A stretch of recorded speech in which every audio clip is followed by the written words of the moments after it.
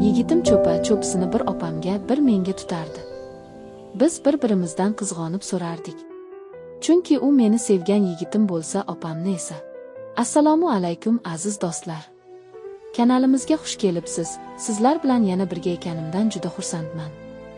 Men uni ilk bor ko'rganimda yuragim titrab ketgandi. Har bir qarashi ichimni yonib ketayotgandek his qildirdi. Biz uzoq vaqt davomida sevishib yurdik, yashirincha, faqat ikkovimiz biladigan sirli olamda. Har bir uchrashuvimiz ehtiros, his va romantikaga to'la edi. Ammo taqdir o'z yo'lini tanladi. U, mening sevgan yigitim, kutilmaganda opamga uylanish qarorini e'lon qildi. O'sha paytda dunyo boshimga qulagandek bo'ldi. Ko'zimda yosh, yuragimda esa minglab savollar. U meni qattiq quchoqlab, "Seni unutolmayman, yuragimda doim sen bo'lasan", dedi. O'sha ondayoq tushundim, muhabbatimiz taqiqlangan, ammo haqiqiy. Bizning hikoyamiz hech kim bilmaydigan, faqat qalbimizda yashaydigan ehtirosli sir bo'lib qoladi. Har safar uni ko'rsam, yuragim yana titraydi. U boshqa birovning eri, lekin mening sevganim. Bizning muhabbatimiz taqiqlangan guldek yashirin, ammo juda go'zal. U kun hammasi birdaniga o'zgargan edi. To'y kuni yaqinlashar, u esa meni ko'rganida ko'zlarini yashira olmasdi. Men ham uni ko'rsam, yuragim gupillab urardi. Odamlar ko'p edi, lekin biz bir-birimizga qarashdan to'xtamasdik. Men bilardim, bu muhabbat endi faqat qalbimizda yashaydi. Lekin hislarimni ochira olmasdim. Har safar uning nigohi menga tushganda, ichimda yongan olov yanada kuchayardi. Bir kuni u meni yashirincha uchrashuvga chaqirdi. Shahar chekkasidagi eski bog'da, hech kim kelmaydigan joyda ko'rishdik. Yomg'ir tomchilari yaproqlarga urilib, bizning yuragimizdagi iztirobga hamohang bo'layotgandek edi. U meni quchoqladi, juda qattiq. Go'yo hech qachon qo'yib yubormaslik uchun. "Men seni unutolmayman, sen mening yuragimsan", dedi u pichirlab. O'sha damlarda men o'zimni butun dunyo unutilgandek his qilardim. Faqat biz ikkovimiz, ehtiros va muhabbatimiz bor edi. To'ydan keyin ham bizning muhabbatimiz tugamadi. U opam bilan yashardi, lekin qalbi men bilan edi. Har kecha u menga yozar, hislarini yashira olmasdi. Men ham yozmasam yuragim yorilib ketgudek bo'lardi. Biz yashirincha uchrashardik. Ba'zan tong saharda, ba'zan kechasi oy nurida. Har bir uchrashuv ehtiros, sog'inch va mehrga to'la edi. Uning qo'llaridan chiqqan issiqlik hali hanuz tanamda qolib ketardi. Ammo har gal u ketganda yuragim ikki bo'linardi. Bir tomonda unga bo'lgan cheksiz muhabbat, ikkinchi tomonda esa vijdon azobi. Axir u endi opamning eri edi. Ko'zlarimdan yosh oqardi. O'zimga o'zim savol berardim, nega taqdir shunday? Nega bizning muhabbatimiz erkin bo'la olmaydi? Lekin yurak mantiqni eshitmasdi. U faqat sevgini his qilardi. Vaqt o'tgan sari bizning hikoyamiz yanada chuqurlashdi. Har uchrashuvimiz oxirgi uchrashuvdek qadrli bo'lar edi.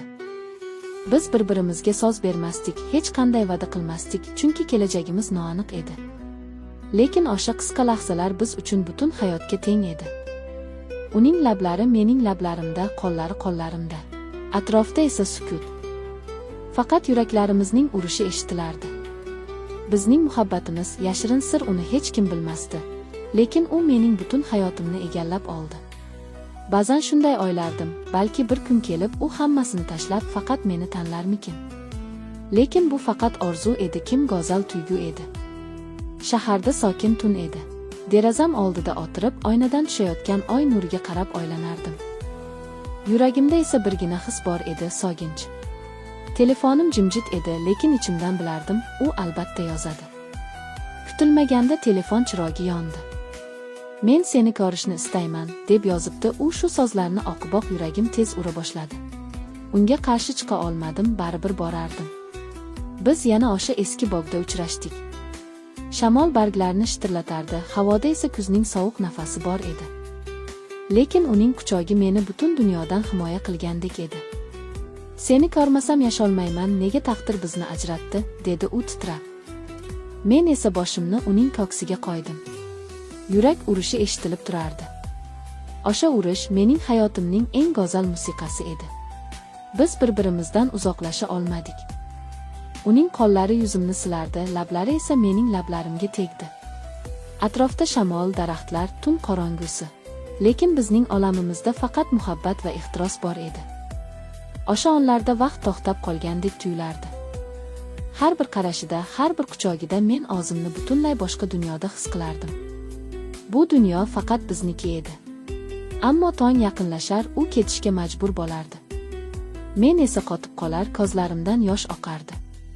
Chunki bilardim, ertaga u yana opamning yonida bo'ladi. Bir kun kelib hammasi o'zgaradi, faqat sabr qil, derdi u meni ovutib. Men esa ichimdan yiglardim, qachon biz erkin bo'lamiz? Biz bir-birimizga maktublar yozardik. Yozgan har bir satr yurak qonimizdan yozilgandek edi. Men yozardim, seni sevim, seni unutolmayman, sensiz hayotim xazon. U esa javob qaytarardi, sen mening qalbimning yagona egasisan, hatto yonimda boshqa odam bo'lsa ham, yuragim faqat sen bilan. O'sha maktublar men uchun eng qimmatli xazina edi. Ularni yostiq tagimda yashirib qo'yardim. Har oqshom o'qib ko'zlarim yoshga to'lardi. Kunlar o'tardi, lekin bizning muhabbatimiz so'nmasdi. Aksincha, har bir uchrashuvdan keyin u yanada kuchliroq bo'lardi.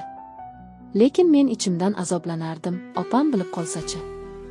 Agar hamma bilib qolsa-chi? Bu savollar meni qiynardi. Lekin yurak buyruqni eshitmasdi. Har gal uni ko'rsam, barcha qo'rquvlarim, barcha shubhalarim yo'qolib, faqat muhabbat qolardi. Bir kuni yomg'ir yog'ayotgan kechada u meni yana ko'rishga keldi. Biz yomg'ir ostida turib, hech narsadan qo'rqmay quchoqlashdik. Yomg'ir tomchilari yuzimizdan oqardi, ko'z yoshimizga qo'shilib ketardi. U menga qarab dedi: "Agar dunyo qarshi bo'lsa ham, men seni sevishda davom etaman." Men esa pichirlab javob berdim: "Men ham." O'sha lahza mening butun hayotimdagi eng katta baxtim edi.